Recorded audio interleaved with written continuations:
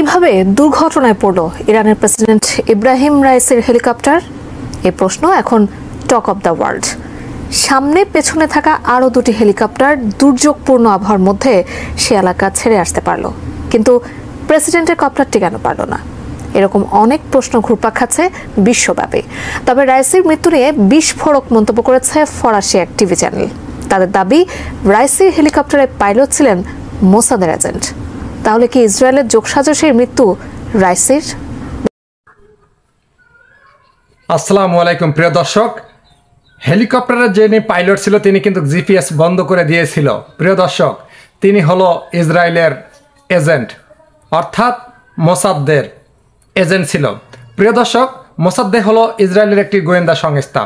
আপনাদের যে এতদিন যে ধারণা ছিল, যাদের উপর সন্দেহ ছিল, সেটি বাস্তবায়ন হতে যাচ্ছে।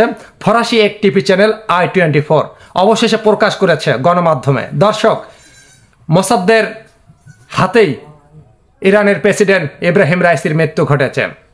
দর্শক, মোসাদের হলো আপনার ইসরায়েলের গোয়েন্দা বিভাগের সংস্থার নাম।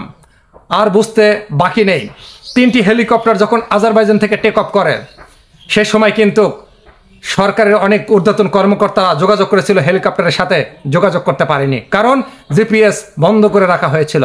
ইচ্ছা করে অবশেষে সব গুম্বুর বেরিয়ে এসেছে। দর্শক, আপনাদের যে আঙ্গুল ছিল পশ্চিমা বিশ্বের উপর, যাদেরকে আপনারা সন্দেহ করতেন, অবশেষে আপনাদের কথাই সত্য হতে চলেছে। প্রিয় দর্শক, ইরানের প্রেসিডেন্ট রাইসি কিন্তু একজন বাঘের বাচ্চা। তিনি কাউকে ছাড় দিতেন না, তিনি নীতির পক্ষে ছিলেন। তিনি যখন আজারবাইজানে গিয়েছিলেন 2টি বাঁধ প্রকল্প উদ্বোধন করার জন্য, উদ্বোধন করার পর 3টি হেলিকপ্টার একসঙ্গে টেক অফ করে।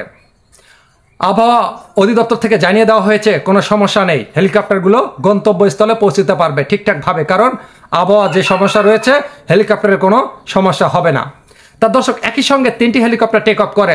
যখন কিছুটা দূরে আসে আজারবাইজান থেকে ঘন কুয়াশার দিকে, তখন কিন্তু পাইলট ইচ্ছা করে রাইসির হেলিকপ্টারটি আড়ালে নিয়ে যায়, ঘন কুয়াশার মেঘের ভিতরে আড়ালে নিয়ে যায়। তখন ওই 2টি হেলিকপ্টার কিন্তু তারা সোজাসুজি চলে যায়। তারা মনে করে যে ইব্রাহিম রাইসির হেলিকপ্টারটি বরাবর শহরের দিকে চলে গিয়েছে। রাইসির যাওয়ার কথা ছিল তাজরিব শহরে। এই তাজরিব শহরে কিন্তু ওই 2 হেলিকপ্টারে ছিল 30 জন সেনাবাহিনী, আর রাইসি সহ এরা ছিল 9 জন। সবাই মিলে কিন্তু তাজরিব শহরে যাওয়ার কথা ছিল, সেই রাস্তা ধরে যাচ্ছিল। আর পাইলট কি করেছিল, পুরো হেলিকপ্টারটি আড়ালে নিয়েছিল, আর জিপিএস দিয়েছিল সিস্টেম বন্ধ করে। দর্শক, যার কারণে ঊর্ধ্বতন কর্মকর্তারা এবং গোয়েন্দা বিভাগ এবং রেডিও কেউ যোগাযোগ করতে পারেনি রাইসির হেলিকপ্টারের সাথে। এবং 2টি ফোন কল ঢুকেছিল, শুধু ফোন কল মিস কলের মতো গিয়েছিল, কেউ কিন্তু কল রিসিভ করতে পারেনি। নেটওয়ার্ক অনেকটাই জ্যাম ছিল।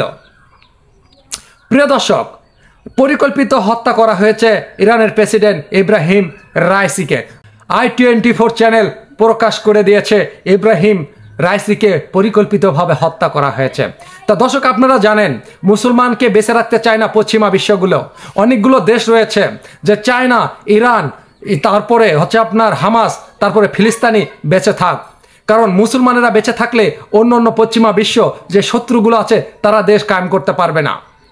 তারা দেশকে কায়েম করার জন্য এবং রাজত্ব করার জন্য মুসলমানকে ধ্বংস করতে চায় এবং দুনিয়া থেকে বিদায় করে দিতে চায়।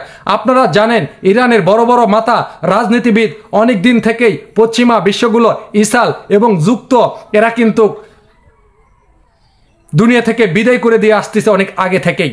যার কারণে কিছুদিন আগে সেনাবাহিনীর এক ঊর্ধ্বতন কর্মকর্তাকে হত্যা করেছে এই ইসাল গোয়েন্দা বিভাগ। যার কারণে ইরান 350-এরও বেশি মিসাইল ছুড়ে দিয়েছিল ইসরায়েলের ভূপৃষ্ঠে। তাদের ভূপৃষ্ঠে একেবারেই তুলকালাম করে দিয়েছিল, কারণ তারা দেখে দিয়েছে আমরা বীরপুরুষ, আমরা কাপুরুষ না, আমরা কাউকে পরোয়া করি না। অনেক আগে থেকে যুক্তরাষ্ট্র বিশাল মাপের নিষেধাজ্ঞা দিয়েছিল এই ইরানকে। তারা হেলিকপ্টার থেকে শুরু করে প্লেন, রকেট, যে কোনো সাবমেরিন, কোনো ইলেকট্রিক্যাল ডিভাইস ক্রয় করতে পারবে না, কারণ যুক্তরাষ্ট্র চায় না ইরান রাজত্ব করুক বা ইরান বেঁচে থাক। যার কারণে কিন্তু তারা কোনো পার্স কিনতে যাতে না পারে, যার জন্য মার্কিন নিষেধাজ্ঞা দেওয়া হয়েছে অনেক আগে থেকেই। যুক্তরাষ্ট্র থেকে অনেক আগেই 10 থেকে 12টি হেলিকপ্টার কিনেছিল ইরান সরকার। 10 থেকে 12টি হেলিকপ্টার ছিল, 20, 25 এবং 30, 65 বছরের পুরনো। এই পুরাতন হেলিকপ্টার নিয়ে জার্নি করা অনেকটা কিন্তু কঠিন হয়ে পড়েছিল ইরানের, কারণ ইরানের দেশে তৈরি হতো এবং খনি থেকে পাওয়া যেত ইউরেনিয়াম দিয়ে তৈরি করা হতো পারমাণবিক অস্ত্র। আর এই পারমাণবিক বোমা যদি কোনো দেশে ফেলানো হয় তাহলে 1 ঘন্টার মধ্যে পুরো দেশের অস্তিত্ব পাওয়া যাবে না, কারণ এতটাই শক্তিশালী। আর যার কারণে অন্য পশ্চিমা দেশগুলো চায় না ইরান বেঁচে থাক। প্রিয় দর্শক, আপনাদের মতামতই সত্যি হতে চলেছে এবং মতামত কমেন্ট বক্সে লিখে জানাবেন। আজারবাইজানে 2টি বাঁধ উদ্বোধন করার পরে যখন 3টি হেলিকপ্টার একসঙ্গে টেক অফ করে, 30 জন সেনাবাহিনী 2 হেলিকপ্টার নিয়ে শহরের দিকে চলে যায় একই লাইনে, এবং ওই হেলিকপ্টারকে খুঁজে পায় না পাওয়ার কারণে তারা চলে যায় শহরের দিকে। আর পরে কিন্তু প্রেসিডেন্ট রাইসি মারা যায় এবং তার সাথে আরও 9 জন। এইখানে কিন্তু আপনার পরিবারকে যদি কেউ জিম্মি করে রাখে আর আপনাকে যদি বলা হয় যে এই ব্যক্তিকে মারতে হবে, আপনি মারতে বাধ্য।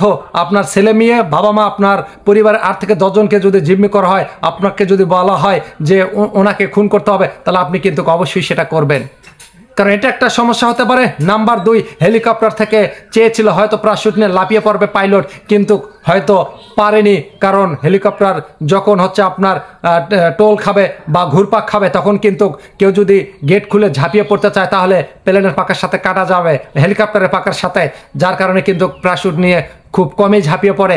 এবং চেতনানাশক যদি ওষুধ খেয়ে তারপরে যদি চায় নিজেকে বাঁচাতে, যে অজ্ঞান হয়ে থাকবে, সে হয়তো নিজেকে বাঁচার জন্য তাদেরকে মেরে হয়তো নিজে বেঁচে যাবে, এমনটাই হয়তো চেতনানাশক ওষুধে তিনি হয়তো খাইতে পারে মনে হয়, কিন্তু এটা ধারণা করা হচ্ছে। যেহেতু i24 প্রকাশ করেছে গণমাধ্যমে যে তার মৃত্যুর পেছনে হাত রয়েছে সেই ইসরায়েলের। তা দর্শক, অবশেষে বেরিয়ে এসেছে, সত্য কখনো চাপা থাকে না। আপনারা আরও কিছু পেয়ে যাবেন খুব দ্রুতই, যেহেতু ইরানের প্রেসিডেন্ট রাইসির আজকে দাপন কার্য সম্পূর্ণ হয়েছে। আর এটা গোয়েন্দা বিভাগ, ঊর্ধ্বতন কর্মকর্তা, সেনাবাহিনীরা যেভাবে হোক খুঁজে বের করবে, কারণ হেলিকপ্টারটা বেশি অংশ ডিভাইসগুলো পুড়ে গিয়েছে, যার কারণে বের করতে কিন্তু সমস্যা হচ্ছে। এখানে স্পষ্ট যে ডিবিএস বন্ধ ছিল, অর্থাৎ জিপিএস। একটি হেলিকপ্টার যখন উড্ডয়ন করে বা টেক অফ করে তার কয়েক মিনিট পরেই জিপিএস বন্ধ করে রেখেছিল সেই পাইলট। আপনারা জানেন ইসরায়েলের আপনার গোয়েন্দা বিভাগের নাম মোসাদ্দে। ইসরায়েলের গোয়েন্দা বিভাগের নাম হলো মোসাদ্দে, আর মোসাদ্দের এজেন্ট হলো সেই হেলিকপ্টারের পাইলট। প্রিয় দর্শক, আর বুঝতে বাকি নেই, রাস্তা ফকফকা ক্লিয়ার। তা দর্শক, আপনাদের মতামত অবশ্যই কমেন্ট বক্সে লিখে জানাবেন, আর অবশ্যই ভিডিওটি শেয়ার করবেন। সত্য কখনো চাপা থাকে না। আয়াতুল্লাহ খামেনি একজন কিন্তু সিংহের বাচ্চা, তিনি কিন্তু গর্জন দিয়ে উঠবে, কাউকে ছাড় দেওয়ার মতো নয়। পুরো দেশকে তুলকালাম করতে তার 1 ঘন্টা সময় লাগবে না। প্রিয় দর্শক, আর এইদিকে আরও তথ্য বের হবে খুব শীঘ্রই। চ্যানেলটি সাবস্ক্রাইব করে পাশে থাকবেন, কারণ আরও নতুন তথ্য উন্মোচন হওয়ার পরেই আমি আপনাদের মাঝে বলে দেওয়ার চেষ্টা করব।